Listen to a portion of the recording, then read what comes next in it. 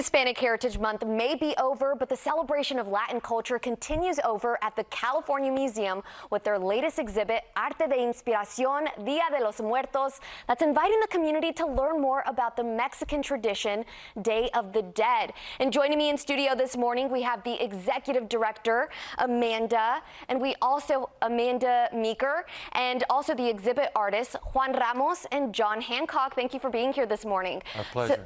So we know that with Day of the Dead, we sometimes see the traditional altars, the ofrendas, the offerings, but today you brought in these beautiful sculptures. They're paper mache, and I want to hear from both of you, the artists. How do these sculptures help us observe and just celebrate Dia de los Muertos?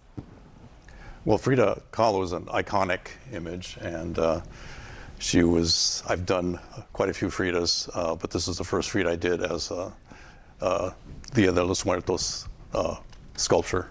So it's beautiful, and of course she is an icon, like you said, recognizable, and it's capturing the Mexican tradition that is celebrated on November 1st and 2nd. And what about yourself? Can you tell me a little bit about your three-tiered cake? Basically, it's a wedding cake for a dead bride, and it was just to illuminate the various phases of life, if you will, and the stages of life that you go through.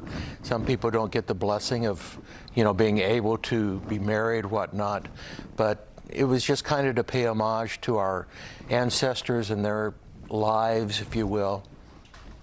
Incredible pieces of artwork here. And Amanda, I want to talk to you a little bit about the holiday. I think this puts such a beautiful spin on grief. Sometimes it's difficult to walk through, but can you tell us how this holiday can help people that are going through that process? Well, I think it's so important to be able to honor the people who have passed.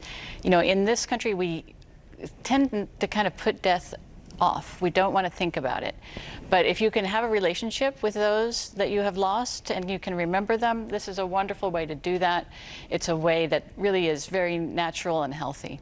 That's well said. And I also know you're inviting the community to also participate and remember their loved ones with a community altar at the California Museum. Can you tell us how they can participate with that? Yeah, so the exhibit not only includes wonderful art from these folks and two others, but there's a community altar, and so you can either print out a picture of a loved one, or when you come in, we have these sort of little papers that you can fill out, and you can write things about them. You can use colors that they enjoyed, and then set it on the altar and be part of, sort of remembering all together the people.